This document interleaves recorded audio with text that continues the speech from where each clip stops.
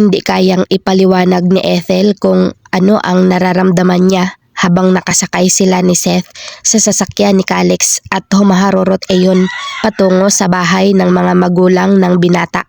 Calix told her last night na sa isang private beach daw nakatayo ang bahay ng mga magulang nito. Parang hinahalukay ang bituka niya sa loob ng kanyang tiyan at nanlalamig ang katawan niya, lalo na ang kamay niya. Pinagpapawisan siya ng malapot at kinakabahan siya. Pumayag siya na sumama kay Calix sa birthday party ng mami nito. Calix had done so much for her son. This was the least thing she could do for him. Sila ang regalo na gusto ng ina nito. Ethel did not know if it was negative or positive. Hindi sana niya isasama si Seth pero panay ang iyak nito nang iiwanan nila ang bata sa atin niya. Kaya wala siyang nagawa kundi ang isama ito. Hey, pukaw sa kanya ni Calix. Okay ka lang? Hindi naman nangangain ng tao ang mami ko. She's actually pretty cool. Tumango lang siya at hindi nagsalita. Pinapakalman niya ang sarili dahil ayaw niyang mapahiya mamaya sa harap ng ina nito.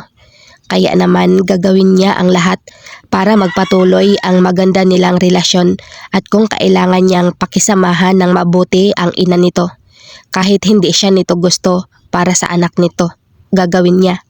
Hindi naman na bago sa kanya ang husgahan at maliitin dahil lang sa single mom siya. Kakayanin niya ito. Mami, saan ba tayo pupunta? Tanong ng anak niya na nasa passenger seat at naka-seatbelt. Huminga siya ng malalim.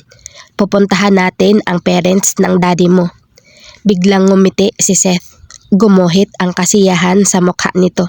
Yehey, may lola at lolo na ako. Nababahalang napatingin siya kay Calix na kinindatan lang siya nang magtama ang mga mata nila sa rearview mirror. Natatakot siya hindi para sa sarili niya kundi para sa anak niya. Paano na lang kung hindi ito tanggap ng mga magulang ni Calix? Kapag nangyari yun, iuuwi talaga niya ang anak niya at bahala na ang Diyos sa kalalabasan ng lahat. Pakiramdam ni Ethel, ayun na ang pinakamahabang biyahe na naranasan niya sa tanang buhay niya. Pero ang totoo, 30 minutes pa lang sila na nasa loob ng sasakyan ni Calix. Relax, Ethel, wika ni Calix. Mukhang nakikita nito na kinakabahan siya. Bumuga siya ng marahas na buntong hininga. I'm relaxed. Bumuga na naman siya ng hangin. I'm okay. Napailing-iling na lang si Calix at tumingin sa kalsada. Nang tumigil ang sasakyan ni Calix sa isang 2-story house na nakatayo malapit sa dagat. Nanginginig na ang kamay niya sa nervyos. The house looked so cozy and homey. Siya kinakabahan samantalang ang anak niya ay nakangiti at sobrang excited. Ang ganda naman po ng bahay nila lolo at lola. Komento ng anak niya habang nakatingin sa bahay. Dito ako nakatira noon. Kwento naman ni Calix. Bago sila pumasok sa gate ng bahay, nilingon siya ni Calix. Ethel, I'm warning you. His face was dead serious. Medyo kakaiba ang ugali ng mami ko. Huwag kang ma-offend sa mga sasabihin niya ha. Ganoon na talaga siya eh. My dad is just the same as mom. Medyo light nga lang. What? Calix, you'll be fine, beautiful. Mas lalong nadagdagan ang kaba na nararamdaman niya. Parang gusto niyang tumakbo palayo pero huli na. Nakapasok na ang sasakyan sa loob ng bahay at nakasara na ang gate. Nang makalabas siya ng sasakyan, pinagsiklop ni Calix ang kamay nila. Ang isa naman nitong kamay ay hawak ni Seth na ang lapad ng ngiti. Ang lamig ng kamay mo, ganda. Pansin ni Calix. Ayos ka lang ba? Pakiramdam ko, mahihimatay ako. Nanginginig ang tuhod ko, Calix. Nginitian siya ng binata. Mabait si mami at daddy. They will love you. She doubted that. May anak na siya at binata si Calix. Sinong ina ang magkakagusto na may sabit ang nagugustuhan ng anak nito? Siguro pinasama lang siya ng ina nito para makita siya at mapagsabihan. Kaya naman nang pumasok sila sa loob ng bahay, inihanda na niya ang sarili niya. Ethel's eyes were welcome with comfortable and homey sight. Lahat ng palamuti ng bahay ay simple lang pero alam niyang mamahalin yun. "Ma'am," sigaw ni Calix, "I'm home." Oh God, oh God, oh God. Ethel was hyperventilating when she heard a woman squeal. "Oh my God, Calix is here." Anang babaeng boses. Huminga siya ng malalim. It's time. She saw a woman in her late 50s coming out from a door. May suot itong apron at napakalapad ng ngiti nito. Ni hindi nga tumigil ang ginang sa paglalakad nang makita sila. Dire-diretso itong naglakad patungo kay Seth at lumuhod sa harap ng anak niya para magpantay ang mukha ng mga ito. "Are you my baby, Seth?" Excited na tanong ng ginang na medyo nanunubig ang mga mata pero malapad naman ang ngiti sa mga labi. Tumango ang anak niya. "Yes po." "Kayo po ba ang lola ko?" Tumango ang babae at sinapo ang pisngi ni Seth. "Oh, you're so cute, baby Seth." Parang nanggigigil ito sa pisngi ng anak niya. "Look at you, so handsome." Nanggigigil na niyakap nito ng mahigpit ang anak niya. "So cute." The woman squealed again. "Baby Seth, ay ang gwapo mo, baby ko. Ang ganda pa ng pangalan mo." Hindi siya makapaniwalang napatingin siya sa ginang. Tanggap talaga nito si Seth? For real? Walang halong biro at kaplastikan? "Mami, ano ka ba?" Naiinis na wika ni Calix. "Iniipit mo naman ang anak ko eh. Bitawan mo nga si Seth." Hinintay ni Ethel na magkomento ang babae tungkol sa sinabi ni Calix na anak ko pero wala siyang narinig mula rito. Nakafocus ang atensyon nito sa anak niya na masayang masaya. Mas lalo lang humigpit ang pagkakayakap ng ginang kay Seth. "Ang cute-cute mo, baby Seth. Mana ka kay Lola." The woman squealed again. Ngumiti ang anak niya kahit nakangiwi kasi sa sobrang higpit ng yakap ng ina ni Calix. "Talaga po, Lola? Handsome at cute po ako? Same po kami ni daddy ko, di ba? Pareho po kaming handsome." Pinakawala ng ina ni Calix ang anak niya sa mahigpit na pagkakayakap. Saka malapad na nginitian ang anak niya. "No baby, mas gwapo ka kay daddy mo. Pangit yun eh." Hindi makapaniwalang napasinghap si Calix habang nagtatampong nakatingin sa ina nito. "Grabe ka, mami. Ganyan ka na. Nakakita ka lang ng baby. Tinapon mo na kaagad sa kangkungan ang kagwapuhan ko. Sabi mo noon, ako lang ang gwapo." Humalukip-kip si Calix pagkatapos magsalita. Humagikhik si Seth at tumingin kay Calix. "Mas gwapo daw ako sa iyo, daddy." Ginulo ni Calix ang buhok ni Seth. "Oo na, talo mo na si daddy." Ibinalik nito ang tingin sa ginang. "Love you po, Lola." Napahikbi ang ginang na ikinabahala niya. "Seth," her voice was firm. "Ano ka ba?" Nakita niyang natigilan ang ina ni Calix saka tumingala ito sa kanya. Nang magtama ang mga mata nila ng ginang, nakita niya ang kislap ng emosyon sa mga mata nito. Sanay na si Ethel na palaging hinuhusgahan ang pagkatao niya dahil lang sa may anak siya.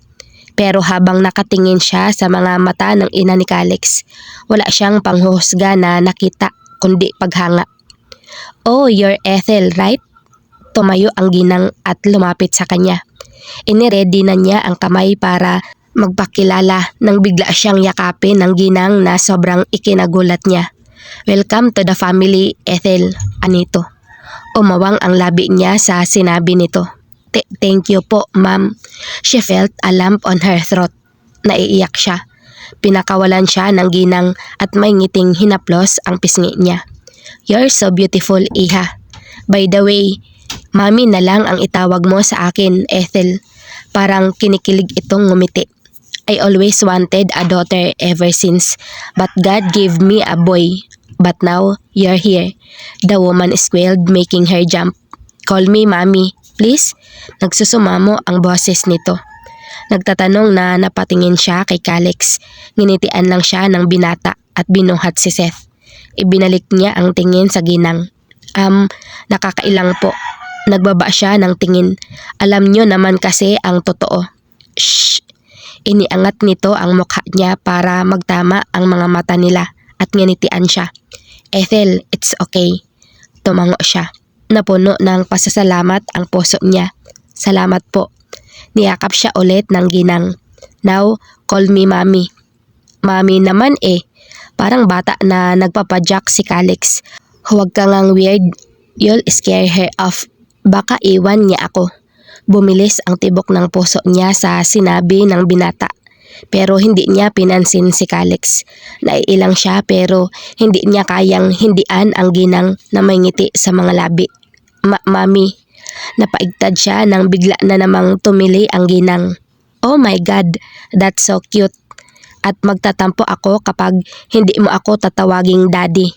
Anang panlalaking boses na nanggagaling sa may hagdanan. Napatingin siya sa lalaki na kabababa lang sa hagdan. Kamukhang kamukha ito ni Calix. Medyo matanda lang ng kaunti. Hi Ethel, anito na nakangiti. I'm Calvin, Calix's father. Sa halip na makipagkamay tulad ng akala niya, niyakap siya nito katulad ng ina ni Calix. Was it just her or this family is a freaking hugger? Nice to meet you po, anya. Pinakawalan siya nito sa pagkakayakap at nginitian. Say daddy. Pinandilatan ni Calix ang ama niya. Daddy, ano ba? Pati ba naman ikaw? Baka iwasan ako ni Ethel dahil sa kawerduhan niyong dalawa ni mami. Anito na nakasimangot. Natatawang napailing-iling ang ama nito at kinuha si Seth sa mga bisig ni Calix. Hello there, cute baby Seth. Pinanggigila ng lalaki ang tungki ng ilong ni Seth. Kilala mo ba ako? Tanong ng ama ni Calix sa anak niya. Tumango naman kaagad si Seth. Opo, kayo po ang lolo ko. Malapad na ngumiti ang ama ni Calix. Good answer. Gusto mo maligo tayo sa swimming pool? O tambay tayo doon sa may dagat? O kaya naman mangisda tayo? O kaya gusto mo maglaro tayo ng baril-barilan? Dad, 5 years old pa lang ang anak ko. Paalala ni Calix sa ama nito. His father smiled warmly at Calix. I'm happy for you son. Anito at tumingin ulit kay Seth. Gusto mo kumain ng cookies dipped in barbarian chocolate? Opo. Mabilis na sagot ni Seth na parang nai-imagine na ang cookies na kinakain nito. Great, let's go. Bumaling ang lalaki sa kanya. Hihiramin ko muna si baby Seth ha? Wala sa sariling napatango siya. Dinala ng ama ni Calix si Seth sa second floor. Napag-alaman niya mula kay Calix na may terrace doon at naroon ngayon ang anak niya at kumakain ng cookies. O ikaw, ano pang ginagawa mo rito? Nakataas ang kilay na tanong ng ina ni Calix sa binata. Inakbayan siya ni Calix. Ipapasyal ko si Ganda. Tinanggal ng ina ni Calix ang braso ng binata sa balikat niya at hinila siya palayo kay Calix. He, doon ka sa taas. Mag-boy banding kayong tatlo roon. Alagaan mo si Seth. Kami naman ni Ethel ay mag-girl banding sa kusina. Tsope, alis na. Nakasimangot si Calix habang umaakyat sa hagdan patungo sa second floor. Takot pala sa inyo si Calix. Komento niya habang naglalakad sila patungo sa kusina. Magkalingkis ang braso nila ng ginang. Mamasboyang si Calix. Natatawang kwento nito. Umalis lang yan dito sa bahay noong 25 years old na siya. Sa kadahilan ng ayaw na daw niyang matulog doon sa kwarto niya. I kept on asking him why he doesn't want to stay in his room. Hindi naman niya ako sinasagot. As much as possible. Ayokong bumukod si Calix pero hindi siya nagpapigil. Nararamdaman niya ang lungkot sa boses nito. Siguro ganoon din ang mararamdaman niya kapag lumaki na si Seth at bumukod. Siguradong masasaktan din siya. Nang makarating sa kusina, nakita niya ang nagkalat na mga ingredients sa island counter. Ano hong maitutulong ko? Naiilang na tanong niya. May kinuha itong bowl na may dough. Heto, stir it my dear. Gagawa tayo na cookies. Paborito yan ni Calix kaya hindi nawawala yan sa menu kapag bumibisita siya rito. And I want you to know how to bake a cookie. Nag-umpisa na itong tunawin ang maraming bar ng chocolates. Pag naging mag-asawa na kayo ni Calix, dapat alam mo kung paano gumawa nito. Natigilan siya sa paghahalo ng dough. Ma'am, napatigil siya sa pagsasalita nang sumimangot ang kaharap. Sabi ko ng mami ang itawag mo sa akin eh. Humikbi ito. Naiiyak na ako. Nangingiting napailing-iling siya. Tama si Calix. Weird nga ang ina nito. Mami, okay lang ba talaga sa inyo na ako ang kasama ni Calix? I mean, may anak na po ako. You should be proud. Sansala nito sa iba pa niyang sasabihin. The woman looked at her eyes warmly. Ethel, hindi isang biro ang manganak at magpalaki ng bata. At mas lalong hindi biro ang manganak at magpalaki ng bata nang walang asawa at ama na tutulong sa iyo. And that's what you've done all these years. You raised a wonderful child, Ethel. Dapat mong ipagmalaki yun. You raised Seth alone. At nakikita kong mabuti siyang bata. At masaya ako na makilala ka at tawaging apo si Seth. Kaya please lang, tanggalin mo iyang pagdududa sa isip mo na alam kong nariyan. Hindi ako katulad ng ibang tao na huhusgahan ka dahil lang sa may anak ka. I'm not like that cause I myself is not perfect and have no right to judge. And hey, my son loves you. Nirerespeto ko ang mga desisyon ng anak ko. Bilang isang magulang, dapat hindi mo dinidiktahan ang iyong anak. Dapat nandyan ka lang para gabayan siya sa tamang daan. At sa kaso ni Calix, hindi niya kailangan ang gabay ko dahil alam kong mabuting babae ka. Isang butil ng luha ang nahulog mula sa mga mata niya. Salamat po. Tinuyo niya ang nabasang pisngi. Paano niyo po nalaman na single parent ako? Nang sabihin ni Calix na may nakilala siyang babae at may anak na pinoprotektahan kaya ayaw ng babae na tanggapin siya ng ganoon lang. I already assumed that you are a single parent. Napatango-tango siya. Salamat at hindi niyo ako hinusgahan. Pero hindi naman po ako mahal ng anak niyo. Maybe he only likes me. Manhid ka kung yan ang iniisip mo. Ngumiti ang ginang at kinindatan siya. I know that you know what I mean. Ethel bit her lower lip. Hindi po siguro. Umiling siya. I'm sure maraming babaeng mas deserving kay Calix. Maybe he likes me now but it will fade away. Napailing-iling ang ginang. Ano ka ba? Kaunting himas lang kay Calix. Aamin na yan. Natatawang naiiling siya at pinagpatuloy ang paghahalo sa dough. Anyway, iha. Basag ng ginang sa katahimikan na bumalot sa kanila. Ang cute ng apo ko. Ilang taon na si Seth. Parang may humaplos sa puso niya nang tawagin nitong apo ang anak niya. Hindi maipapaliwanag ng sinuman ang nararamdaman niyang kasayahan ngayon. 5 years old po. Ilang taon ka na? 26 po. Napatango-tango ito. Ang cute talaga ni Seth. Parang kinikilig na anito. Parang si Calix lang ng baby pa. Cute rin. Do you want to see his baby pictures? Na-excite siyang makita ang picture ni Calix noong bata pa ito. Ano kaya ang itsura nito noon? Talaga po? Sige ho, gusto kong makita. Dito ka lang, humagikhik ito. Kukunin ko at nang may pagtawanan tayo. Habang naghihintay na bumalik ang ina ni Calix, may umakap sa kanya mula sa likuran at humalik sa liig niya. She instantly knew that it was Calix. Naamoy kasi niya ang mabango nitong panlalaking pabango. Napa siya sa... Yan. Ano naman ang pinag-usapan niyo ni Mami habang wala ako? Tanong ni Calix. Isinandal niya ang likod sa matitipon nitong dibdib. Lots of things. Ikaw, kumusta si Seth? Mahinang tumawa ang binata. Nandoon kasama si Daddy sa duyan, nagsusubuan ng cookies. Nagsiselos na ako. Humarap siya sa binata at ipinalibot ang mga braso sa nito. At bakit ka naman nagsiselos? Sumimangot ito. Si Seth kinuha ni Daddy. Ikaw naman kinuha ni Mami. I'm all alone. Pagdadrama nito. Inihilamos niya ang palad sa mukha nito at natatawang inilapat ang mga ng binata. Nang maghiwalay ang mga nila Niyakap siya ng mahigpit ni Calix. Salamat at sumama ka, anito. Salamat at isinama mo ako, anya. Calix kissed her temple. Hindi kita dinala rito dahil iyon ang gusto ni Mami. Dinala kita rito dahil espesyal ka sa akin, Ethel. I want you to see the house where I grew up and I want you to meet my crazy parents who raised me with so much love and care. Hindi napigilan ni Ethel na lumukosin ang mga ni Calix.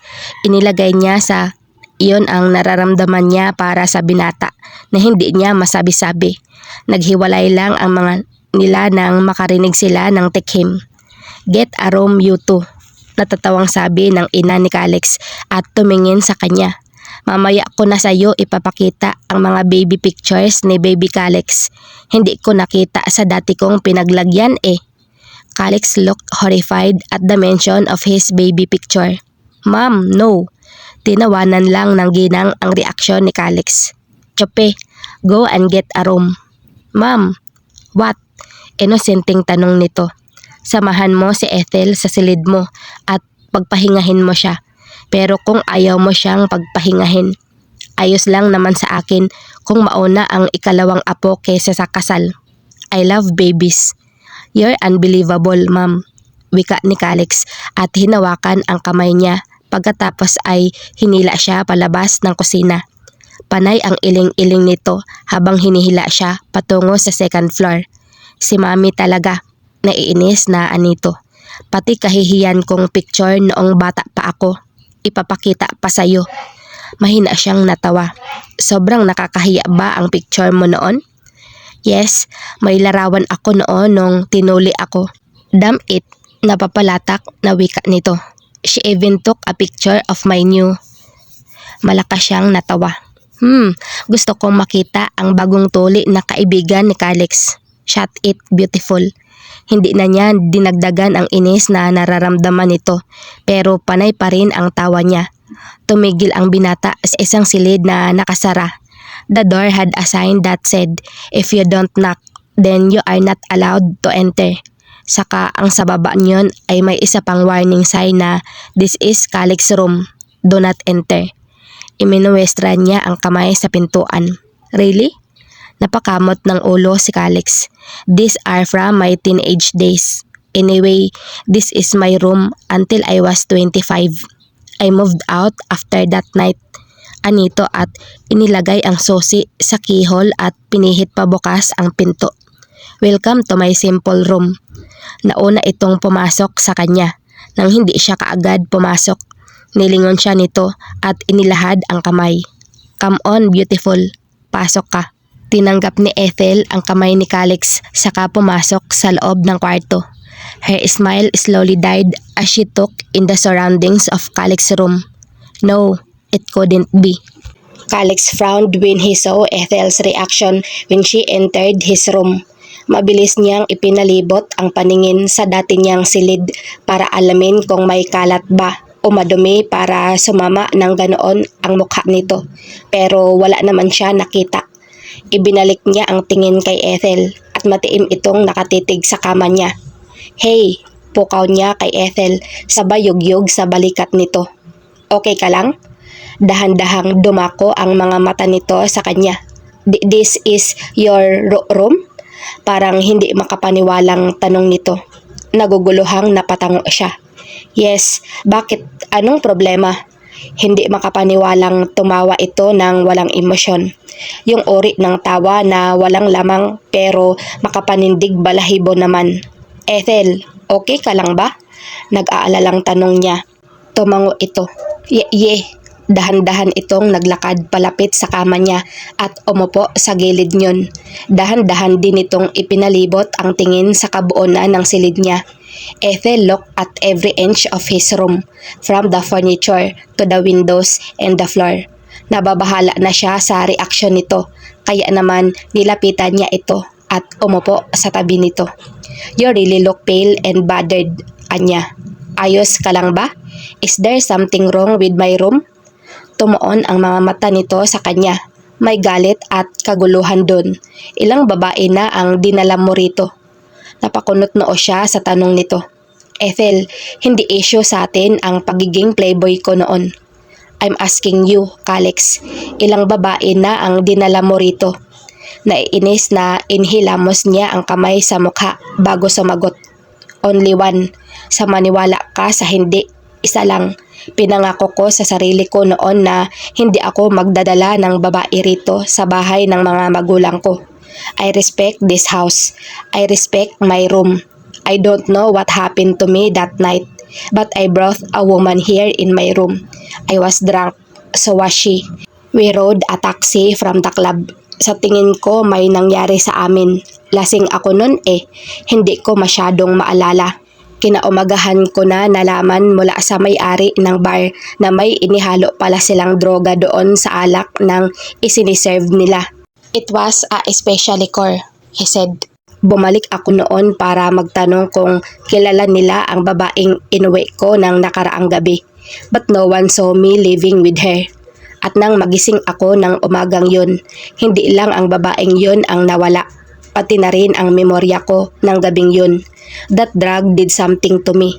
I don't know what kind of drug that was, but I don't remember anything. Ang naalala ko lang, may dinala akong babae rito. Ni mukha niya, hindi ko masyadong maalala. And hell, that was 6 fucking years ago. And you didn't even look for her? Napasabunot siya sa sariling buhok. Alam na niya kung saan hahantong ang usapan nilang ito. Sino naman ang pagtatanungan ko? Bumalik na nga ako sa bar, diba? Para sana hanapin ang babaeng yun. Pero wala ngang nakakita sa amin. Ni mga kaibigan ko nga, hindi alam na umuwi ako I was so drunk that night, Ethel. Give me a break. Ang sabihin mo, irresponsable ka lang talaga. Anito na puno ng hinanakit ang boses. Hindi mo man lang ba inisip ang babaeng yun? Paano kung nabuntis mo siya? Kung nabuntis ko siya, kasalanan na niya iyon dahil hindi siya bumalik dito sa bahay. She was the one who left, okay? Hindi ko siya pinagtabuyan. Basta nang magising ako, wala na siya. Only the blood on the sheet was left. Marahas itong umiling-iling. No, babaero ka kasi talaga. Paano kung tumakbo yung babae dahil sa takot at pangamba? At bakit ka pa nakikipag sa taong hindi mo nga kilala at lasing ka pa? I was a fucking 25-year-old hormonal male, Ethel. Normal lang sa aming mga lalaki na makipag... At diba sinabi ko na sa'yo na wala nga akong maalala dahil lasing ako at may droga pala sa ininom kong alak. Ano pa ba ang gusto mong paliwanag mula sa akin? Sabihin mo, gago ka talaga. Bumuga siya ng marahas na hangin at sinapo ang mukha ni Ethel na puno ng halo-halong emosyon. Where is this coming from, ha? Ethel naman mula nang makilala kita. Wala nang ibang laman ang isip ko kundi ikaw. And then this, what are you trying to say? Nalolokohin din kita? Natatakbuhan? Parang sasabog ang dibdib niya sa pinaghalong galit at frustrasyong nararamdaman. Ethel, paano kita lolokohin at tatakbuhan? My day is not even complete without seeing you and Seth. Sa tingin mo ba araw-araw akong pupunta sa apartment niyo kung pinaglalaroan lang kita? Please, use your freaking brain. Paano ko iiwan ang babaeng mahal ko, ha? How could I fall and hurt the woman that I'm in love with? Nanlaki ang mga mata nito sa gulat habang hindi makapaniwalang nakatingin dahil sa huli niyang sinabi. Yes, Ethel. Inilapat niya ang noo sa noo nito at ipinikit ang mga mata. I love you and I love Seth. Hindi ko alam kung paano at bakit minahal kita ng ganito. Pero yun ang nararamdaman ko. Yun ang sinasabi nito. Dinuro niya ang puso niya. So please, stop this. Oo, babaero ako noon. Oo, marami akong nasaktang babae. Oo, gago ako. Pero mula nang makilala kita, I tried so hard to become a better man for you and for Seth. So I would deserve you both. Kaya please naman, give me a fucking break. Huwag mo namang isampal sa akin ang mga pagkakamali ko noon kasi inaako ko naman ang mga yon at pinagsisisihan ko. I regret every single mistake I did. God knows how much I love you, Ethel. Hindi ko lang inamin sa iyo yun kasi ayokong ipagtaboyan mo na naman ako. I know someone hurt you and I'm really trying my best to heal your heart. And I think I did, right? Don't deny it. I know that I already healed your bitter and broken heart. I know asking for something in return for what I did is an ass move, but all I'm asking is for you to not break my heart and for you to love me too. Hinalikan niya ang noo nito at niyakap ito ng mahigpit. Is that too much to ask, Ethel? Hinintay niyang magsalita si Ethel pero nananatili itong tahimik. Kaya naman pinakawalan niya ito sa pagkakayakap at sinapo ang mukha nito. She was crying but her eyes have no emotion as she looked back at him. Ayaw niyang mag-away silang dalawa dahil lang sa pagtatapat niya ng kanyang damdamin. Kaya siya na lang ang iiwas. Hindi niya kakayanin kung iiwan siya nito. Dahil hindi lang ito ang mawawala sa kanya, pati na rin si Seth na natutunan na niyang mahalin ng sobra-sobra. I leave you here alone, anya. Please, pag-isipan mo ang mga sinabi ko. I really love you, Ethel. Wala yung halong biro o panloloko. Mahal kita. Mahal na mahal. Sana maniwala ka. Tumayo siya at hinalikan ang noo nito pagkatapos ay naglakad siya palabas ng silid. When Calix closed the door behind him, napadaos-do siya ng upo sa sahig at sinapo niya ang ulo. Pinipilit niya ang utak niya na mag-isip kung ano pa ang pwede niyang gawin para mahalin din siya ni Ethel. Pero wala na siyang maisip. Naibigay na niya lahat ng pwedeng ibigay. Ano pa? Daddy? Mabilis na nagtaas ng tingin si Calix nang marinig ang boses ni Seth. Yes, kiddo? Sinapo ng maliliit nitong kamay ang pisngi niya. Ayos ka lang po ba? Okay lang ba kayo ni Mami? Narinig kasi namin ni Lolo sa terrace na nagsisigawan kayo ni Mami eh. Nag-aaway po ba kayo? Umiling-iling siya. Hindi, kiddo. May hindi pagkakaintindihan lang kami ng mami mo, pero hindi kami nag-aaway. Hinawakan niya ang kamay nito na nakahawak sa pisngi niya. Promise me one thing, kiddo. Ano po yun? Huwag mo akong iiwan ha? Ginulo niya ang buhok ni Seth na nakakunot ang noong nakatingin sa kanya. Huwag mong iiwan si Daddy kasi kapag iniwan mo ako, masasaktan dito si Daddy oh. Sabi niya sabay turo sa parte ng dibdib kung nasaan ang puso niya. Kaya mangako ka na hindi mo iiwan si Daddy kasi hindi ko kakayanin na mawala ka sa akin. Niyakap niya si Seth ng mahigpit. Mahal na mahal kita, anak. Mahal na mahal ko kayo ng mami mo. Kumawala sa pagkakayakap niya si Seth at nginitian siya ng pagkatamis-tamis. Daddy, hindi po kita iiwan kasi mahal din po kita. Gusto niyo po ng cookies dipped in barbarian chocolate? Natatawang tumango siya. Gusto ko, anak. Hinawakan nito ang kamay niya at hinila siya.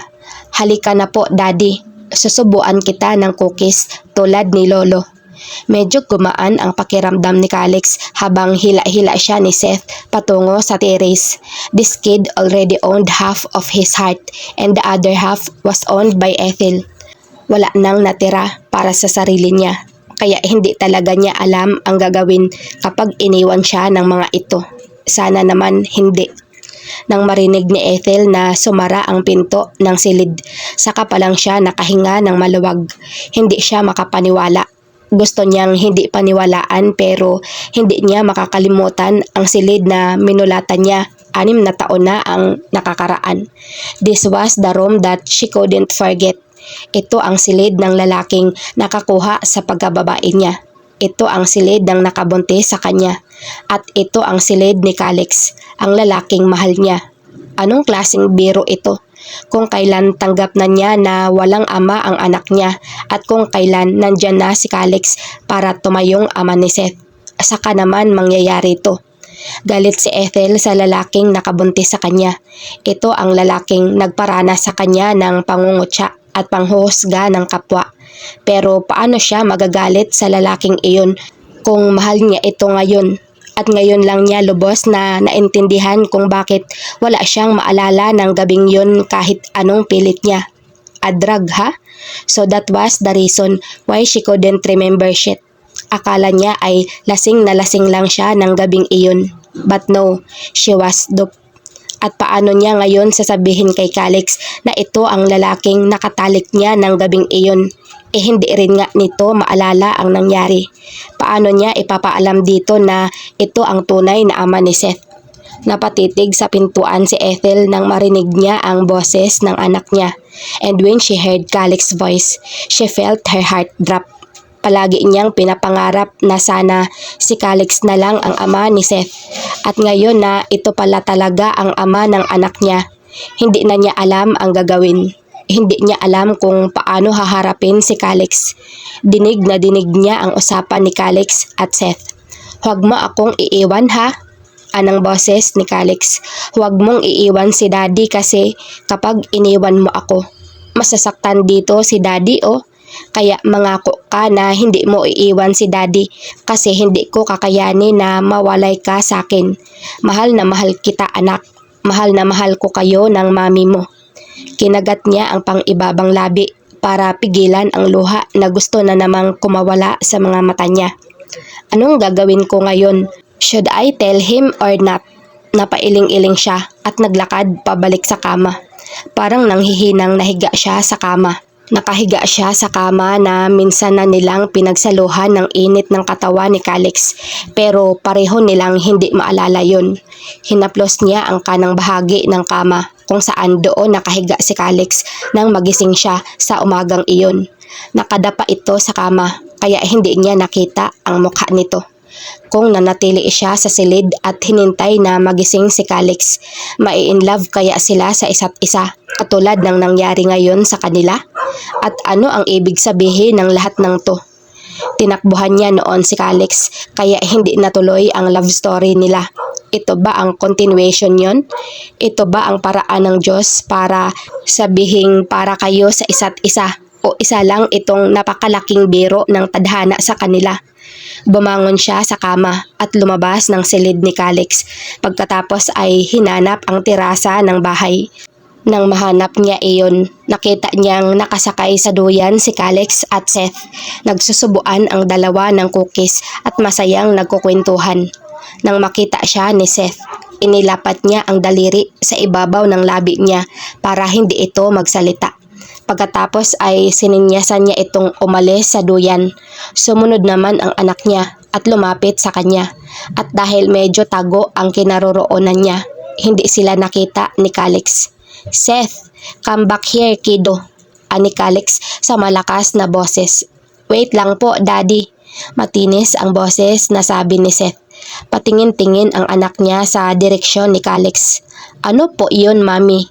Nginitian niya ito. "Kailangan naming mag-usap ni Daddy. Pwede bang ihatid mo na kita sa baba kasama si lola mo?" Tumango naman kaagad si Seth.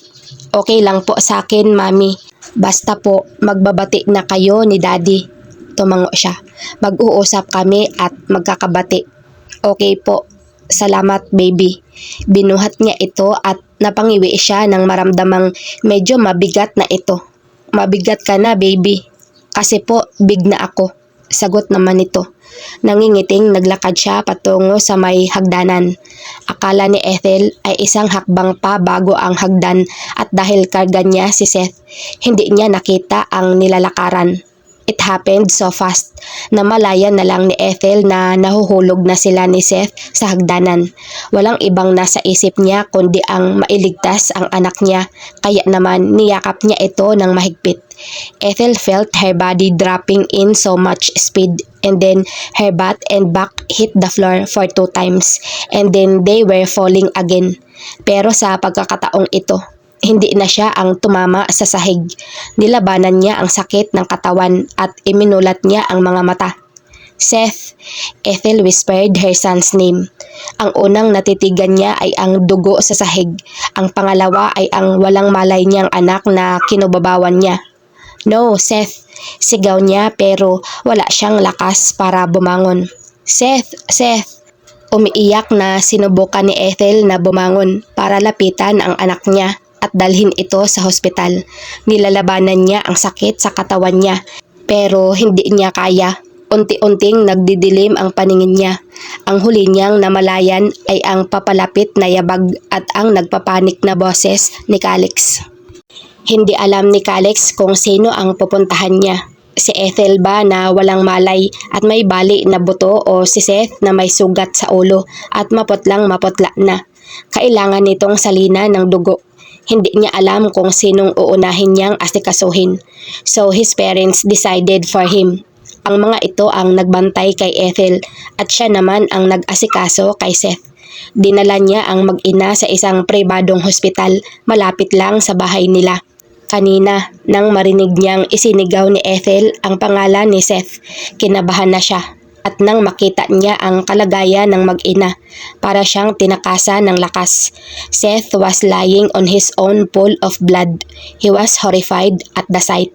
Nanghihina siya habang nakatingin sa bata na natutunan na niyang mahalin. Hindi pwedeng mawala si Seth. Nag-aalala rin siya para kay Ethel, pero alam niyang hindi malubha ang kalagayan nito. Pagkatapos ng nangyaring ito, talagang sisirain at susunugin na niya ang hagdan na yun. Nilapitan niya ang doktor na nag-aasikaso kay Seth. "Dok, ano na po ang lagay ng anak ko?" Natatakot na tanong niya. Magiging okay lang ba siya? He couldn't lose this kid. He loved Seth so much now. Tumingin sa kanya ang doktor at kaagad na nakita niya ang sagot sa mga mata nito. No. Napahawak siya sa gilid ng kama kung saan naroon nakahiga si Seth. Magiging okay lang siya, 'di ba? I can't tell, anang doktor. The best thing to do now is to refer your son to a higher medical facility. May ambulance naman ang hospital. Pwede nyo iyong gamitin. Pero bago kayo umalis patungo sa ibang hospital, kailangan muna ng anak mo ng blood transfusion. Okay, Doc. Hinawakan niya ang kamay ni Seth. Do what you need to do. Yun nga, kailangan niya ng blood transfusion at pinatest ko ang dugo niya. Kapag lumabas na ang resulta, sasabihan kita. As of now, mag-usap na lang kayo ni Mrs. kung sino ang magdodonate ng dugo para sa anak nyo. Kaagad na pumasok sa isip niya ang lagay ni Ethel. Hindi kaya ng asawa ko, Dok. Silang dalawa ng anak ko ang nahulog sa hagdan eh. Parang normal na sa kanya na tawaging anak si Seth at asawa si Ethel. Tumango-tango ang doktor. Ah, ganun ba? Sige, ikaw na lang ang mag-donate. Umawang ang labi niya. Siya ang magbibigay ng dugo? Napatitig siya kay Seth. Magmamatch kaya ang dugo nilang dalawa? Sana nga. Sige ho, Dok. Type AB po ang dugo ko. Iyon na lang ang nasabi niya. Okay, sige. Tumango-tango ang doktor. I'll get back to you. Nang umalis ang doktor, tamang-tama naman na dumating ang ama niya. Dad, pakibantayan muna si Seth ha? Anya sa ama. May tatawagan lang ho ako. Sige, bilisan mo. Ani ng ama niya. Tumango siya at bahagyang lumayo sa emergency room. Pagkatapos ay tinawagan si Imar. Buti na lang nasa loob ng bulsa niya ang kanyang cellphone. Hey Vargas, Imar groaned in the other line. This better be good. It's an emergency. He cut Imar off. Nang magsalita ulit si Imar, seryoso na ang boses nito. Anong nangyari? Yung anak ko at si Ethel. Emergency. I'm not a doctor so I don't know what to do. Tulungan mo naman ako. Nagpapanik na wika niya. Nandito kami ngayon sa isang pribadong hospital for referral at kailangan salina ng dugo ang anak ko. Si Ethel naman may bali yata na boto kasi nahulog sila sa hagdan. Fuck shit. Nasapo niya ang noo. Imar, anong gagawin ko? I can't lose my son. Nakarinig siya na mabilis na yabag mula sa kabilang linya. Chill Vargas, give me the address of that hospital. Ipapadala ko riyan ang helicopter ko para madali ang biyahe nyo. Wika ni Imar sa kabilang linya na hinihingal. Parang tumatakbo ito. Tatawagan ko si Woxbin at baka matulungan tayo ng doktor niyang asawa. Thanks man. Imar chuckled. Come on Vargas, you are one of my lunatic friends. It's the least I could do. Napangiti siya sa tinuran nito. Thanks. Okay, hintayin mo ang helicopter ko. I-ready mo na ang mga pasyente. Okay, Tinapos niya ang tawag at bumalik sa emergency room. Nasa stretcher ang dalawa niyang pasyente, si Ethel at si Seth. Two nursing aides were pushing the stretchers towards the helipad outside the hospital. Parehong walang malay si Ethel at si Seth. Napagdesisyonan ng doktor na hindi muna salinan kasi ilang minuto lang naman ang biyahe at hindi sila nakahanap ng dugo. He would gladly give his blood to Seth, pero kailangan pa raw itest ang dugo niya. Nang makarating sa helipad, naroon na ang helicopter ni Imar, pero nagulat siya nang makita si Valerian. "Anong ginawa mo rito?" Malakas ang boses na tanong niya habang isinasakay ang mga pasyente niya. Valerian grinned. "FYI Vargas, a helicopter needs a pilot." Pinaikot niya ang mga mata. "Alam ko yun, huwag mong sabihing helicopter pilot ka rin." Valerian shrugged. "What can I say? I'm a very talented person." Naiiling na sumakay siya sa helicopter. Natigilan siya sa pag-upo nang makita roon si Imar at ang mag-asawang Woxbin. Abala si Imar sa pagkuha ng dugo ni Seth. Ang asawa naman ni Train ay inaasikaso si Ethel. He felt like someone touched his heart. Talagang maaasahan niya ang mga kaibigan sa kahit na anong oras. "Thanks guys," anya. Train just punched his shoulder and Imar just nodded at him. Kinuhana ng dugo ni Imar si Ethel. Pagkatapos ay siya ang sinunod. "Hey, bakit mo ako kinukunan ng dugo?" Naguguluhang tanong niya.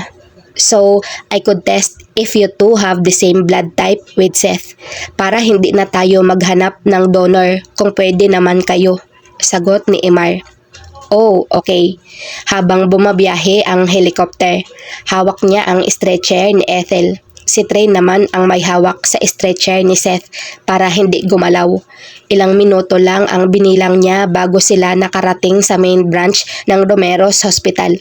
Mabilis na inasikaso ang pasyente niya. Si Chris ang umasikaso kay Ethel dahil ayaw niyang isang lalaki ang tumingin sa babaeng mahal niya. The only man who could touch Ethel was him. At wala nang iba. Calix knew that this was not the time to be so darn jealous and possessive, but just the mere thought of a male doctor touching the woman he loved. A fury fueled inside him. Umupo si Train sa tabi niya sa waiting area. Nililinis pa ulit ang sugat ni Seth at tatahiin daw kaya heto siya naghihintay sa labas. "Okay ka lang Vargas?" Anang boses ni Train. Tumango siya at nakatingin sa kesame na bumuga ng hangin. "Matagal ko nang alam na hindi ako isang father material. Pero nang makilala ko si Ethel at nalaman kong may anak siya, hindi ko akalain na aabot ako sa ganito. Na hindi lang pala si Ethel ang mamahalin ko. Kasama na pala ang anak niya. I really tried my best to be a father to Seth. Hindi ko akalain na mapapamahal sa akin si Seth ng sobra-sobra. Nagulat na lang ako isang araw na hindi lang si Ethel ang binabalikan ko sa apartment na yun, kundi pati na rin ang anak niya." Napailing-iling siya. Kapag may nangyaring masama sa kanya, magiging okay siya. Sansala ni Train sa kanya. "He'll be fine. Naiintindihan ko ang nararamdaman mo, bud. Buntis pa nga lang si Chris ngayon pero mahal na mahal ko na ang anak namin." "Yun na nga anak mo, anak nyo. Seth is not mine. Pero minsan hinihiling ko na sana akin na lang siya, na sana ako na lang ang tunay niyang ama. Kasi mahal na mahal ko ang batang yun. Hindi man siya sa akin, pero sa puso ko, anak ko siya." Tinapik-tapik ni Train ang balikat niya. Natigilan sila pareho ni Woxbin nang umupo si Imar sa kaharap nilang pang-isahang sofa at may dala itong mga papel. Magkasalubong ang kilay nito habang binabasa ang nakasulat sa papel. "Hey, Strom, you okay?" Tanong ni Train kay Imar. "You look bothered, man." Nag-angat ng tingin si Imar sa kanila at napatitig sa kanya. Vargas." Huminga ito ng malalim. "I found something in yours and Seth's blood." Kinabahan siya kaagad. "Ano?" Hinilamos niya ang kamay sa mukha niya. "Hindi ba kami magka-type ng dugo? Should I start looking for another donor? Type AB ako." "Ano ba ang blood type ni Seth?" Tiningnan muna ni Imar ang hawak na mga papel bago tumingin sa kanya at sumagot. Type AB si Seth. Malapad siyang napangiti. Yes, sigaw niya at napasuntok sa hangin.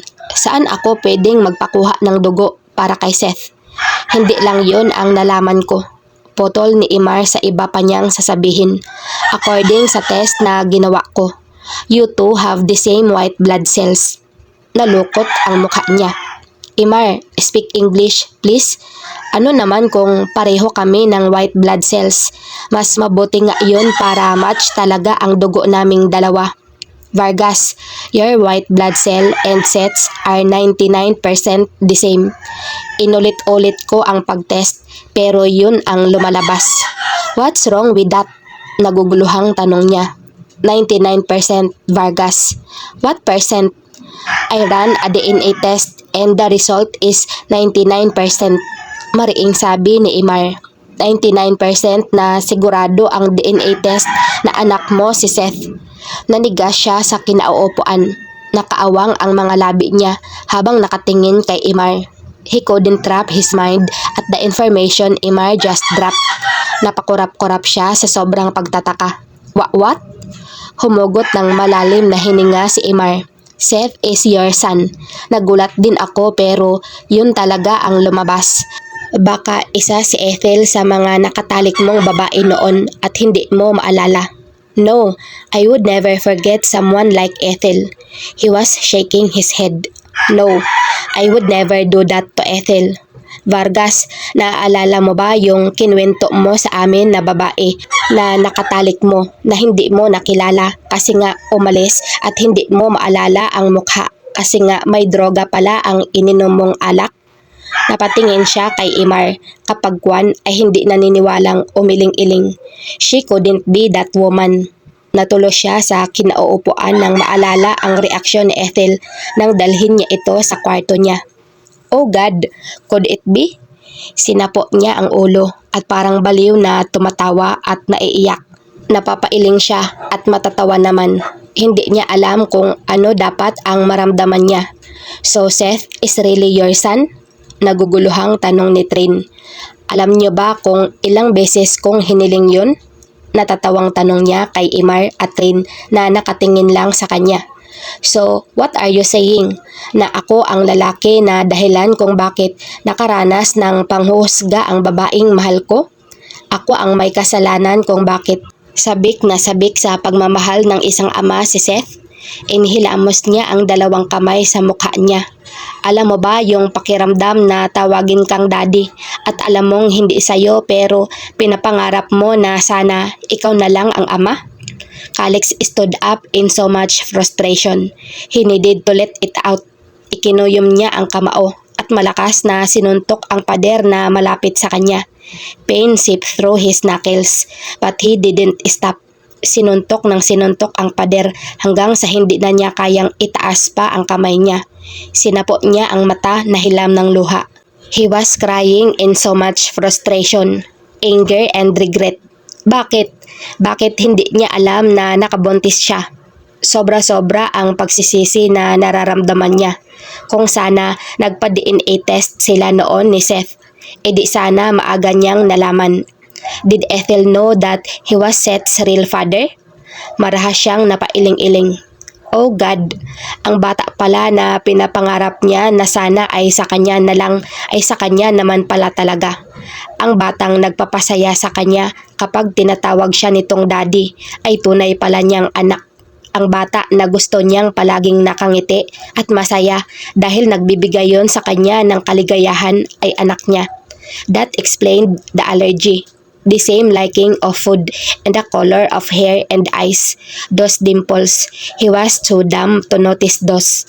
And of course, naroon din ang lukso ng dugo, kaya naman napamahal kaagad sa kanya ang bata.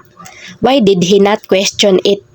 Fate really had a twisted way of saying, Seth is your son, dipshit. Wake the fuck up. Calix heard a sigh and a hand gripped his wrist. Nang tingnan niya kung sino ang humawak, nakita niya si Train.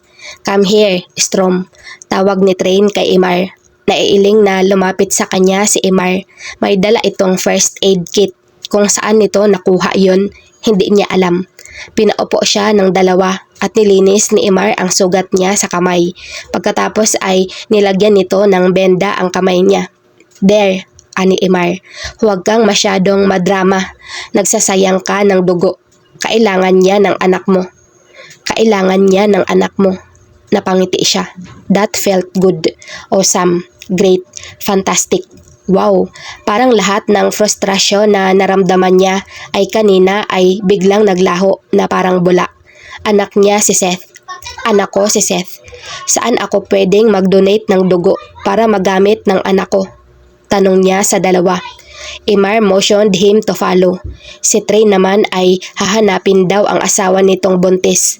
Nang makarating sila sa blood bank, kaagad siyang pinahiga at kinuna ng dugo. Ethel woke up with her body aching, lalo na ang likod niya. She groaned painfully when she tried to move, and pain assaulted her. Napangwi siya nang makaramdam ng kirot sa tagiliran niya at sa ibang parte ng katawan niya. Nang ipalibot niya ang paningin, napag-alaman niyang nasa hospital siya. The white walls and the IV, talagang nasa hospital siya. And then Seth came into her mind. "Oh God, my son." Pilit siyang bumabangon para makita ang anak niya. "Seth." Kahit masakit, sobra ang katawan niya. Pilit siyang bumabangon. "Seth, anak, Seth." "Oh my God, Ethel." Nagpapanik na lumapit sa kanya ang ina ni Calix at pilit siyang pinapabalik sa pagkakahiga. "Relax. Huwag kang masyadong magagagalaw." "Oh goodness, relax." "Oh God, Calvin." Tawag nito sa pangalan ng asawa. "Tawagin mo si Calix." "Oh dear, stop moving." "Nasaan ang anak ko?" Umiiyak at sobrang nag-aalala na tanong niya. "Nasaan si Seth?" "Seth is fine, iha." Anang ginang na puno ng pag-aalala ang mukha. "He's fine." Si Calix ang nag-asikaso sa kanya at ayos lang siya. "Kaya please lang, huwag ka nang magwala, ha?" Tumigil siya sa pagpupumilit na bumangon at walang ingay na lumuha. "Ang anak ko. I saw his blood." "Oh God." Hinaplos ng ginang ang buhok ko. "Ayos lang si Seth, iha." Tinuyo ng ina ni Calix ang basa niyang pisngi at nginitian siya. Tinahi na ang sugat ni Seth. Nasalina na rin siya ng dugo. Naroon si Calix ngayon sa pedia ward, binabantayan ni Calix. Bahagya siyang kumalma sa nalaman. Thank God, maayos na ang anak niya. Salamat talaga sa Diyos. Napaigtad siya nang biglang bumukas ang pinto ng silid at humahangos na pumasok doon si Calix. "Ethel, beautiful." Lumapit sa kama niya si Calix at niyakap siya ng mahigpit. "You got me worried there, beautiful." Napangiwi siya at napaigik. "Aray, masakit." "Sorry, beautiful." Mabilis siyang pinakawalan ni Calix at tumingin ang binata sa mga mata niya. "Nasaan ang anak ko?" tanong niya. Calix sighed and caressed her face. "I think we need to talk about Seth." Kakaibang kaba ang lumokob sa puso niya. Ano naman ang pag-uusapan natin tungkol kay Seth?" Teka, okay lang ba siya?" "Okay lang siya." "Kung ganoon, ano ang pag-uusapan natin?" Matiim itong tumingin sa kanya. "First, we need to talk about my paternity to Seth, and second, we're going to talk about our wedding." Halos mahulog ang panga niya sa narinig. What? What? Hindi makapaniwalang nakatingin si Ethel kay Calix. Anong kasal ang pinagsasabi mo? Nababaliw ka na ba?" Naguguluhang sabi niya. Hindi niya alam kung anong klaseng utak mayroon ang lalaking to. "So, alam mo?" tanong nito. "Anong alam ko?" Naguguluhang tanong niya. "Nagulat ka nang banggitin ko ang salitang kasal, pero hindi nang banggitin ko ang paternity ko kay Seth? Ibig sabihin ba nun, alam mong anak ko siya?" Kinagat niya ang pang-ibabang labi at nag-iwas ng tingin. "I was going to tell you." "Kailan mo sasabihin?" ani Calix sa malamig na boses. "Kapag handa ka na?" "Kailan? Kaya ba karga-karga mo si Seth kasi aalis ka? Katulad ng ginawa mo ng araw na yun? Kaya nawala ng ama si Seth dahil tumakbo ka. Bakit hindi ka bumalik sa bahay noong nalaman mong buntis ka, ha?" Mapait siyang ngumiti. Sa tingin mo ginusto kong lumaki si Seth nang walang ama? Calix naman, alam mo kung gaano ko kagusto magkaroon ng ama ang anak ko. Nagtataka ka kung bakit hindi ako bumalik sa bahay mo? Kasi hindi ko alam kung paano. I was so scared that morning when I woke up. Hindi ko maalala ang nangyari sa gabing yun, kaya siguro naman ay may karapatan akong matakot at tumakbo. Nag-uunahang na malisbis ang luha niya. Pasensya na ha? Kasi nung tumakbo ako, hindi ko tiningnan ang address ng bahay niyo sa sobrang takot na naramdaman ko. Basta tumakbo lang ako ng tumakbo habang umiiyak hanggang sa hindi ko na kayang tumakbo pa. Pasensya na rin kasi wala ka roon noong nagli-labor akong mag-isa kasi si ate busy. Pasensya na rin kung wala ka roon noong naghihirap akong manganak at naghihirap akong naghanap ng trabaho para lang may mapakain sa anak natin. At pasensya rin dahil wala ka sa mga panahong iyak ng iyak si Seth dahil hinahanap ang ama niya at wala akong maipakilala sa kanya. Mariin niyang ipinikit ang mga mata. Sorry ha, nakakahiya naman sa'yo. Nang imulat niya ang mga mata. Nakatungo si Calix at punong-puno ng pagsisisi ang mukha nito. I'm sorry, mahinang sambit ni Calix. I'm sorry wala ako sa tabi mo habang nagli-labor at nanganganak ka. I'm sorry dahil wala ako sa tabi mo habang nagpapakahirap kang maghanap ng trabaho para sa anak natin. And I'm sorry kung napagsalitaan kita. He looked at her. His eyes were vulnerable. Nang umalis ka ng araw na yun, I haven't had a good night's sleep ever again. Sa tuwing nahihiga ako sa kamang yun, palagi kong napapanaginipan ang nangyari sa atin. Pero ang babae sa panaginip ko ay walang mukha. Nababaliw na ako noon. I couldn't sleep. I couldn't stop thinking that woman who I can't even fucking remember. Kaya naman napagdesisyonan kong bumukod dahil hindi ko na kayang matulog doon na hindi napapanaginipan ang babaeng yun. Hinintay kong may lumapit sa aking babae at magpakilala na siya ang babaeng unang bumaliw sa isipan ko. Pero wala.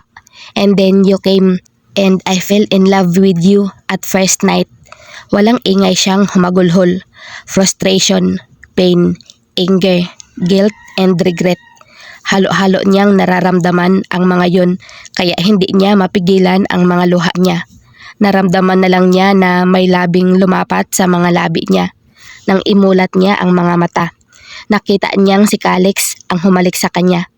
Ibinuka niya at hinayaan ang binata na tinugon niya ang nito. She was kissing the father of her child. She was kissing the man she loved. Oh God, ito ba ay kapalit sa lahat ng paghihirap ko noon? Calix was like a sunshine to her dark and lonely world. Tama na ang pagiging bitter niya. Tama na ang pag-iisip niya ng kung ano-ano. Dahil habang magkalap ang mga nila ni Calix, nararamdaman niya ang pagmamahal nito. He was really here to stay. Gaga at bitter lang siya para hindi iyon paniwalaan. Nang mga ngumiti ito. I love you, Ethel, and I want to marry you for quite a while now. But I really want everyone to know that this wonderful woman named Ethel Vallega is mine and mine alone. Kaya lang nakikita kong hindi ka pa handa, na natatakot ka pa, kaya hinayaan lang kita. Napasinghot-singhot siya nang maramdamang nanunubig na naman ang mga mata niya. Please Ethel, sabihin mo namang mahal mo rin ako. Nagsusumamo ang boses nito. Nakatitig lang siya sa mga mata ni Calix na puno ng pagmamahal. Love glistened in his pitch black eyes. She couldn't look away. The love in his eyes rendered her capability to speak. Ethel, pukaw ni Calix sa kanya nang hindi siya nagsalita. Say something, please. Bumuka ang bibig niya at nagsalita. Ano pa ba ang gusto mong marinig mula sa akin? Na mahal kita? Tumango ito. Oo. Hindi pa ba obvious yun? I need to hear it, Ethel. Masuyo niya itong nginitian. Mahal na mahal kita, Calix. Okay na? Manhid lang ang babaeng hindi mai-inlove sa'yo. At hindi ako manhid. Bitter lang. Pero ang pait sa puso ko ay tinunaw ng kaswitan mo na hindi ko akalaing taglay mo. Napangiti ang binata. Yes, sumuntok pa ito sa hangin sa sobrang saya. Anyway, ngayong tapos na nating pag-usapan ang kay Seth at ang nararamdaman natin para sa isa't isa. I have a question. Kumunot ang noo niya. Ano yun? Hinubad nito ang relong pambisig. This watch is very important to me. Wika nito na puno ng pagmamahal na nakangiti sa kanya. My mom gave this to me when I graduated high school at mula noon, hindi ko to inalis sa bisig ko. Isinuot nito ang relo sa bisig niya at mahinang natawa nang makitang malaki iyon sa kanya. Bahagyang tumawa si Ethel. Ano naman to? I didn't buy a ring. Parang nahihiyang sabi nito. This is an impromptu proposal at hindi ko nadala ang singsing na binili ko para sa'yo a week ago. Kaya bilang kapalit ng singsing, ibibigay ko na lang sa'yo ang bagay na mahalaga sa akin. Hinawakan nito ang mga kamay niya at hinalikan ang likod niyon. Ethel, will you marry this ex-playboy and make him the happiest man alive? Umawang ang labi nito. Agad-agad? Oo, gusto mo bukas din eh. Nagsalubong ang kilay niya. Teka lang, bago ko sagutin iyang tanong mo.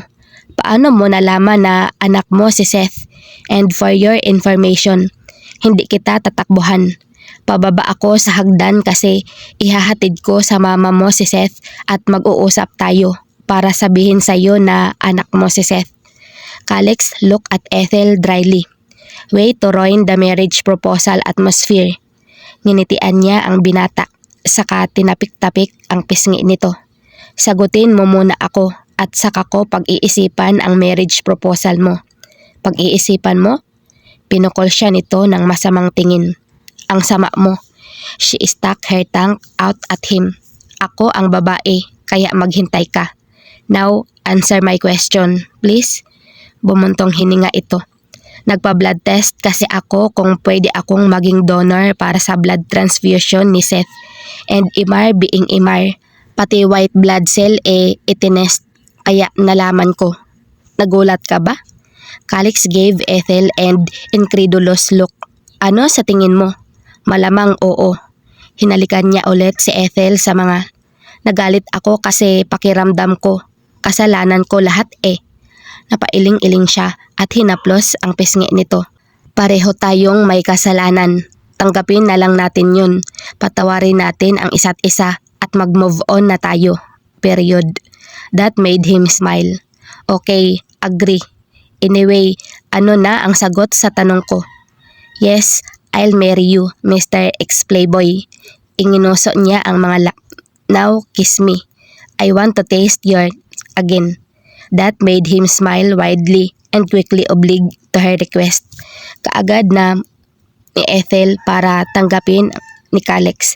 Pero kaagad na naghiwalay ang mga nila nang marinig niya ang boses ng anak nila. Daddy? Napangiti na lang si Ethel nang makita ang kasiyahan sa mukha ni Calix nang makita si Seth. Nakasakay ang anak niya sa wheelchair at isang lalaking hindi pa niya nakikilala ang nagtutulak ng wheelchair. Umalis si Calix sa pagkakaupo sa gilid ng kama at nilapitan ang lalaki na nagtutulak sa wheelchair. Hey man, ani Calix at nag-fist bump ang dalawa. Thanks. No problem, Vargas. Sagot ng lalaki at nakangiting bumaling sa kanya. Hi, I'm Imar Strom. Calix's friend, Winlander is not around. Nice to meet you. Nginitian niya ito. Nice to meet you too. I'm Ethel Vallega. Soon to be Mrs. Ethel Vargas. Dagdag ni Calix na may pagmamalaki ang boses. I know.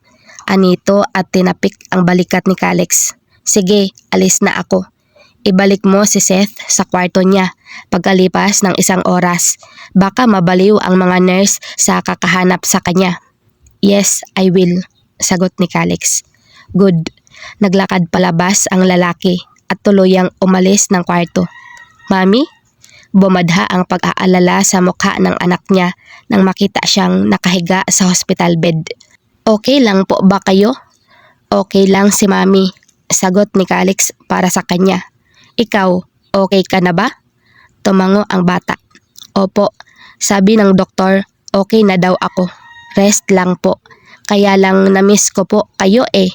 Maingat na binuhat ni Calix si Seth at inhiga sa tabi niya.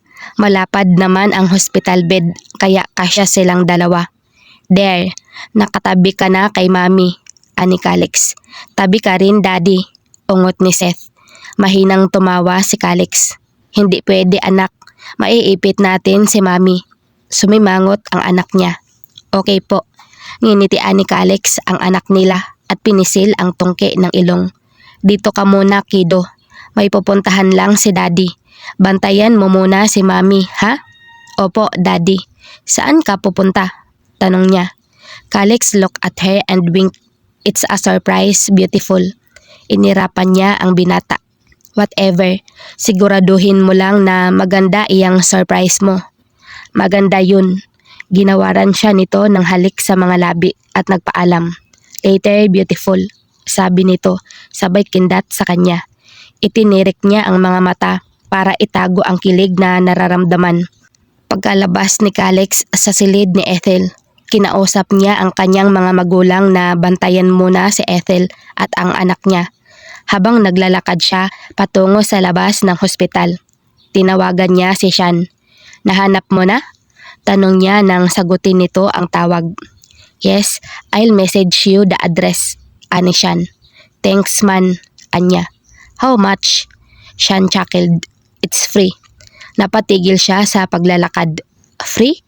Kailan pa naging free ang serbisyo mo? Ngayon lang yan, Vargas, kaya sulitin mo.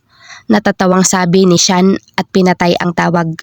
Naiiling na pinapatuloy ni Calix ang paglalakad at dahil naiwan ang sasakyan niya sa bahay ng mga magulang niya, nagtaksi siya patungo sa address na natanggap niya galing kay Sean. Nang makarating ang taksi sa destinasyon niya, binayaran niya ang driver at lumabas ng sasakyan. Pagkatapos ay pinindot ang doorbell ng bahay. Bumukas ang gate ng bahay at nakita niya ang kapatid ni Ethel. Kaagad na tumaas ang kilay nito nang makita siya. Anong ginawa mo rito? Nginitian niya ang babae. I'm here to tell you that Ethel and I are getting married whether you like it or not. Yun naman pala eh, mataray nitong sabi. Bakit ka pa nandito? Kasi gusto kong hingin ang permiso mo na pakasalan si Ethel. Humugot siya ng isang malalim na hininga.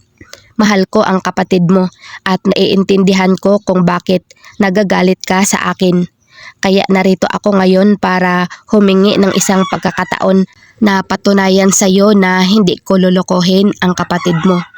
Hindi mo kailangan ang permiso ko para pakasalan ang kapatid ko. Alam ko yun, pero ikaw na lang ang nag-iisang kamag-anak ni Ethel. Ayokong may samaan kayo ng loob ng dahil sa akin. Napailing-iling ang babae at hindi makapaniwalang tumawa. Saan ka ba napulot ni Ethel? Talagang pumunta ka pa rito para lang hingin ang blessing ko sa kasal nyo? Tumango siya. Importante ka kay Ethel, kaya naman gagawin ko ang lahat, matanggap mo lang ako. Naiiling na niluwagan nito ang pagkakabukas ng pinto. Pasok ka. Gusto kong pag-usapan ang motif ng kasal ng kapatid ko. Doon siya napangiti ng malapad. Mission accomplished. Thank God. 3 buwan na ang nakalipas at kasal na ni Calix at Ethel sa makalawa. Sa 3 buwan na yun ay inaasikaso nila ang kanilang kasal. Sa penthouse na niya pinatira ang kanyang mag-ina. Calix pampered them. Lahat ng gusto at pangangailangan ni Ethel at Seth ay ibinigay niya. His parents were more than happy to know that Seth was really his son. Ang ate naman ni Ethel ay natanggap na siya at tinulungan silang asikasuhin ang kanilang kasal ng nakababata nitong kapatid. And now, he was sitting on his couch in his stag party. Ayaw naman talaga niyang magkaroon ng stag party. Pero ang mga kaibigan niyang may mga saltik, hindi daw papayag na walang ganoon. Kasi nga, isang beses lang daw siya na ikakasal. Hello people, sigaw ni Eugens na kakapasok lang sa penthouse niya. The handsome men are here. Pumasok si Yuhens, Tyrone, Lander, Train at Valerian. Nauna nang dumating si Knight na kasama ni Shan, si Dark, si Rim at saka si Emar.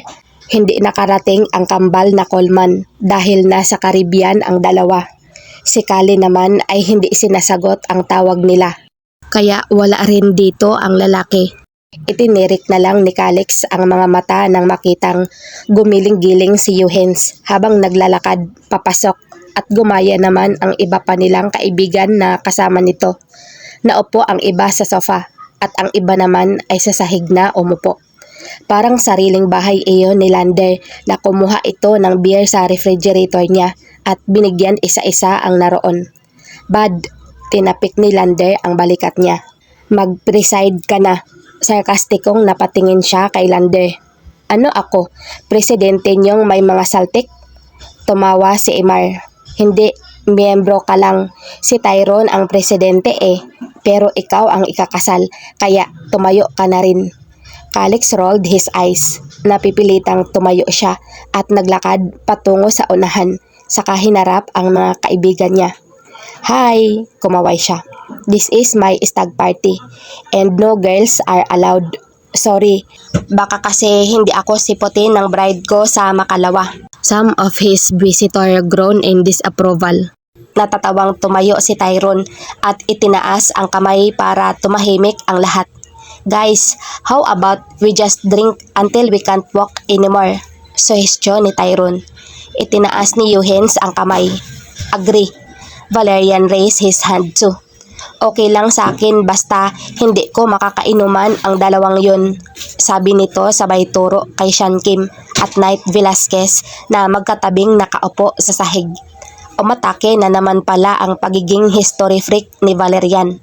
Sa halip na mainsulto ang dalawa na tinuro ni Valerian, tinawanan lang ng mga ito ang binata.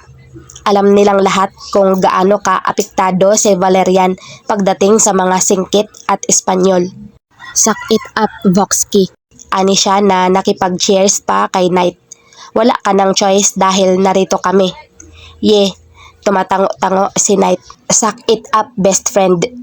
Itinaas ni Shan ang beer kay Valerian. My best friend. Valerian glared at Shan and Knight. Don't call me that. Napabuntong hininga na lang si Calix. Heto na naman sila. Kaya hindi nila pinagsasama si Valerian, Knight at Shan kasi palaging nagkakasagutan ang dalawa at masakit sa tenga makinig. Shut up you three, sigaw ni Train at itinuro ang 10 vodka na dala nito na nasa gitna ng mesa. Ubusin na lang natin yan at uuwi ako kaagad dahil buntis ang asawa ko. Tyrone rolled his eyes at Train. May anak din ako na dapat ay binabantayan ko ngayong gabi, kaya huwag kang magreklamo riyan. So, buntis ang asawa ko, ani Train. Oo nga pala, kailangan ko na ring umuwi maya-maya, ani Lander. Yes, pinapauwi ako kaagad ni Mrs. ani Yuhens. Hep-hep, awat niya sa mga ito na sabay-sabay na nagsasalita. Should we say hooray? Inosenteng tanong ni Dark. Should we? Sabay-sabay na tanong ng mga kaibigan niyang may mga saltik sa utak. Bumuga ng hangin si Calix at napailing-iling. Ewan ko sa inyong lahat. Bumalik siya sa pagkakaupo sa couch at ganoon din ang ginawa ni Tyrone. Walang imik silang uminom hanggang sa tumayo si Rim at inilagay sa gitna nila ang bote ng beer nito na wala ng laman at pinaikot iyon. Nang tumigil ang bote, nakaturo iyon kay Train. Train frowned. What now? Rim grinned evilly. Let's play there. Train rolled his eyes. Gawain na nila ang larong ito noong college sila sa Stanford.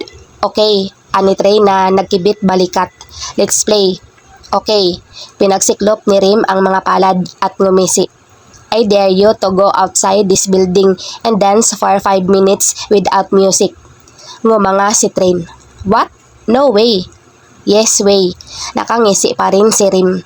Or else, you'll pay me 1 million and I'll call you chicken for a year. How's that sound? Pinukol ng masamang tingin ni Train si Rim at nagmamadaling lumabas ng penthouse niya.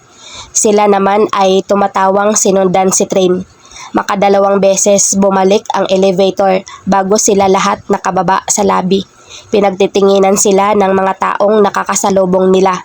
And when they were already outside the building, train stood near the parking lot. Dance now, walks bin. Nakangising sabi ni Rim. Huminga muna ng malalim si Train bago nag-uumpisang sumayaw. Para itong may epilepsy kung magsayaw. No rhythm, no whatsoever. Basta makasayaw lang ito. Hindi na sila magtataka kung ang tingin ng mga taong nakakakita kay Train ay sinasapian ng masamang espiritu. Lahat silang magkakaibigan ay sapo-sapo ang mga tiyan sa sobrang katatawa sa sayaw ni Train. Hindi talaga tumigil si Train sa pagsasayaw hanggat hindi nauubos ang 5 minutes. Halos gumulong na sila sa semento sa katatawa. Si Train naman ay nakapikit lang dahil siguro sa hiyang nararamdaman. Pagkalipas ng 5 minutes, walang sabi-sabi na inagaw ni Train ang bote ng beer na hawak ni Rim at pinaform sila ng circle. Pagkatapos ay pinaikot ni Train ang bote at siya ang tinuro niyon. Fuck no! Hiyaw niya sabay takbo papasok sa loob ng gusali. Pero napigilan siya ni Shan at Imar. No way, Calix, you're doing this. Sigaw ni Train na namumula pa ang pisngi sa hiya. I dare you, tinuro siya nito, to stand in the sidewalk and loudly sing I love you, you love me by Barney. Nagtawanan ang mga kaibigan niya. Siya lang ang hindi natatawa. Nakabusangot siyang naglakad patungo sa sidewalk at sa pilitang kinanta ang Barney song. I love you, you love me. Louder, Vargas. Nakangising sigaw ni Train sa kanya. Calix gave Train a middle finger before continuing. We're a happy family with a great big hug and a kiss from me to you. Someone passed by him and gave him a funny look. Pinagsawalang bahala niya iyon at kinapalan na lang ang mukha. Won't you say you love me too? Dahil sa pinaghalong inis at hiya na nararamdaman, nilapitan niya ang mga kaibigan niya habang patuloy na kumakanta. I love you, you love me, we are friends like friends should be. Hinawakan niya ang kamay ni Tyrone at ginawang microphone. Hey, stop it, Vargas. Saway ni Tyrone pero hindi siya nakinig. With a great big hug, bigla niyang niyakap si Train na mabilis siyang itinulak. Fuck man, stop that, Train shouted, so horrified. Calix gave Train a flying kiss. And a kiss for me to you. You, man, sigaw na naman ni Train. Won't you say you love me too? Nang matapos niya ang kanta, nginisihan niya si Train. That's what you get for daring me. Halos gumulong na sa kakatawa ang iba nilang kaibigan, samantalang hindi maipinta ang mukha ni Train at talagang masama ang tingin sa kanya. Siya naman ang umagaw sa bote ng beer at pinacircle ang mga kaibigan niya. Pinaikot niya ang bote at tumigil iyon na nakaturo kay Valerian. Napangisi siya. Kanina pa niya iniisip ang beer na to. Tinuro ni Calix ang grocery store na nasa harap ng building kung nasaan ang penthouse niya. See that store? Napapantastikuhang tumango si Valerian. Yeah? Pumasok ka roon at bumili ka ng sanitary napkin. And in the counter, tell the cashier lady that you have a menstruation today. Kung nakakamatay ang tingin, kanina pa siya nakabulagta sa sahig sa uri ng pagkakatingin sa kanya ni Valerian. Gago ka talaga, Vargas. Gago. Sigaw nito habang naglalakad patungo sa grocery store. Pare-pareho silang mapapride na magkakaibigan, kaya naman walang magpapatalo sa dare na to. Pasimple silang pumasok na magkakaibigan sa grocery para tingnan ang gagawin ni Valerian. They were already chuckling as Valerian confidently strode towards the rack where the sanitary napkins were. Nang makita nilang kumuha si Valerian ng sanitary napkin at naglakad patungo sa counter, sapo na nila ang kanilang mga tiyan. Masakit na. Valerian's irritated face couldn't be drawn, even by a famous painter. Here, inilapag ni Valerian ang sanitary napkin at tumingin sa babaeng cashier na nagpapakyut yata para kay Valerian. One sanitary napkin. The cashier checked it out and Valerian paid it. Akmang aalis na si Valerian nang magtama ang mga mata nilang dalawa. Calix wiggled his eyebrow at Valerian, making Valerian curse. Nilingon ni Valerian ang cashier at nakatiimbagang sinabing, "I have a menstruation today." Humagalpak siya ng tawa nang makitang nawala ng kulay ang mukha ng cashier. It was epic. Masakit na ang tiyan nila sa kakatawa. Nang makalabas si Valerian, tinapon nito sa basurahan ang sanitary napkin habang paulit-ulit na nagmumura, "Fuck you, Vargas." Nang kumalma na si Valerian, magsalubong ang kilay nito na inagaw sa kanya ang bote at pinaikot. When the battle pointed at Knight, lahat sila nagtigilan. "Holy shit," sambit ni Sean na parang kinakabahan sa ipapagawa ni Valerian kay Knight. Valerian smirked. "I dare you." Tinuro nito si Knight to go back to that building. Itinuro nito ang building kung nasaan ang penthouse niya. "Pick a random unit, knock on the door, at kahit sino pa ang may-ari ng room na iyon, you will dance for him or her like a stripper." Hindi na sila magtataka kung aayawan ni Knight ang dare na iyon ni Valerian. He was a freaking royalty after all. But Knight shocked them by grinning happily and shouting, "Hell yeah!" Patakbo silang lahat na bumalik sa building at nagtungo sa 5th floor. Knight was looking for a random room when he stopped on room 510. Lahat sila naghihintay sa sunod na gagawin ng Spaniard Count. Knight knocked on the door and seconds later, the door opened, showing a woman in her simple pajama. What is? Hindi na natuloy pa ng babae ang sasabihin nang mag-umpisang gumiling-giling pababa si Knight. Napasinghap ang babae habang titig na titig kay Knight na sumasayaw.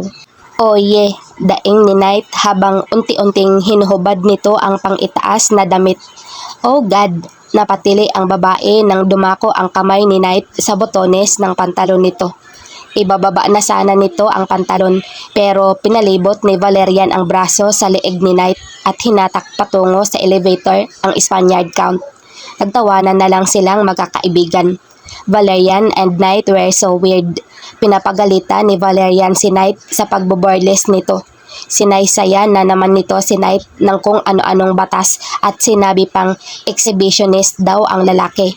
Knight just rolled his eyes. "Whatever, Val. Don't call me that." Bumaba sila sa lobby. Lahat ng empleyadong nakakasalubong nila sa lobby ay napapatingin sa kanila na parang ang weird nila. Lalo na kay Knight na walang suot na pang-itaas. Girls ogled Knight's body while men snorted. They form a circle again. Natatawang inagaw ni Knight ang bote ng beer kay Valerian at pinaikot iyon. It pointed to Sean. "Hell no," sambit ni Sean at umiling-iling pa. Knight grinned. "Hell yeah." Sean blew a breath. "What now?" "Easy buddy," natatawang sabi ni Knight at tinuro ang Philippine flag na hindi kalayuan sa kanya. "I'll just dare you to sing Lupang Hinirang in front of that flag near the information desk. That's all." Sean sighed heavily. Naglakad ito palapit sa information desk at natawa siya nang inilagay nito ang kamay sa dibdib at kumanta ng Lupang Hinirang. Lahat ng tao roon ay napatigil at tumingin kay Sean. Pagkatapos ay ginaya din ng mga ito ang ginagawa ni Sean. Pero ang nakakatawa, nag-walk out si Valerian. Lumabas ito ng building. "This is absurd," mariing sabi ni Sean nang matapos kumanta ng Lupang Hinirang sabay walk out. Nagtatawanan silang sinundan si Sean na kanina pa hawak ang bote. They formed a circle again. Sean spinned the bottle. "No," ani Lander nang tumigil ang bote at nakaturo rito. Ngumisi si Sean. "Yes," tinuro nito ang parking lot na walang masyadong nakapark na sasakyan. "Dance erratically there." "Whatever," Lander grumbled. Naiiling na nagtungo silang lahat sa parking lot. And then Lander started dancing like a stripper. Hinubad nito ang pang-itaas at pinaikot-ikot iyon sa ere. Ang nakakatawa pa, may dumating na sasakyan at binusinahan si Lander. Pero si Lander hindi tumigil sa pagsasayaw. He danced like nobody's fucking business. "Oh yeah," sigaw ni Lander nang patigilin na ito ni Knight sa pagsasayaw. Lander grabbed the bottle and spinned it. When it stopped, the bottle was pointing to Dark. Lander smirked at Dark. "Ang dare ko sa'yo." Inidipa ni Dark ang mga braso. Bring it on, Storm. Lander's smirk widened more. I dare you to go to Sired restaurant and kiss that waitress you kissed before. Nakita nilang natigilan si Dark kapag Juan ay ngumiti. Dare accepted. Nagmamadali itong sumakay sa kotse na nakaparada sa parking lot at pinaharurot iyon. Sila naman dahil mga walang magawa sa gabi iyon, kanya-kanya silang sakay sa kanilang mga kotse at sinundan si Dark. This was the weirdest stag party ever, but it was the best and really an unforgettable one.